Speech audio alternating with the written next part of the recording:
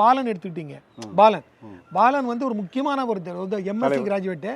அவர் வந்து என்னாச்சுன்னா இந்த இந்த ராதாகிருஷ்ணன் அப்புறம் திரும்ப கோபால் இவங்களுடைய மர்டர் கேஸ் இருக்கு பாருங்க, அந்த ஒரு அழித்தொழிப்பில் அதில் இவரும் பங்கு பெற்றிருக்காரு.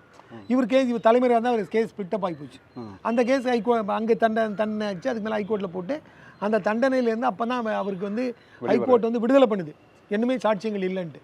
அதுக்கு பிறகு எடுத்துக்கிட்டு என்ன பண்ணான்னு சொன்னாச்சுன்னா அவர் என்ன பண்ணுறாரு, கூலி விவசாயிகள் சங்கம்னு வச்சுருக்காரு. அவருக்கு பின்னால் வந்து என்னாச்சுன்னா ரொம்ப நாயக்கர் தர்மபுரி டவுனில் எந்த அரசு ஊழியர்களும் இந்த கூலி விவசாய சங்கங்களுக்கு தங்களுடைய ஒரு மாதம் சம்பளத்தில் ஒரு சந்தா மாதிரி கொடுக்கக்கூடிய அளவுக்கு வந்து செல்வாக்கு இருந்துச்சு. பாலன் சொன்னால் நன்மை தான், அவர் ஒரு நியாயமான கருத்தில் இருக்கிறார் அப்படிங்கிறதுனால ரொம்ப அவருக்கு பின்னால் இளைஞர்கள், விவசாய கூலிங்கள் அவங்களாம் வரங்க.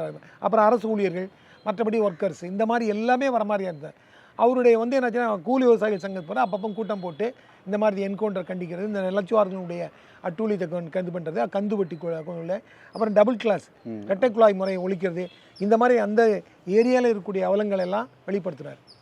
அவரை என்ன பண்ணிட்டாங்க வந்து என்னாச்சுன்னு சொன்னால், அவருக்கு வந்து என்னென்னா கட்சி என்ன சொல்லுதுன்னா, அப்போ அவர் வந்து அப்போங்களாம் அது அந்த இங்கே அந்த பகுதியில் இறங்கிக்குள்ள கட்சி என்ன, சிபிஐஎம்எல் போல்ஸ்விக் குரூப், நம்ம கொண்டப்பள்ளி சீதாமத்தில் வந்து அது பீப்புள்ஸ் வார் குரூப், அந்த பீப்புள்ஸ் வார் குரூப்பில் தான் இருக்கிறாங்க.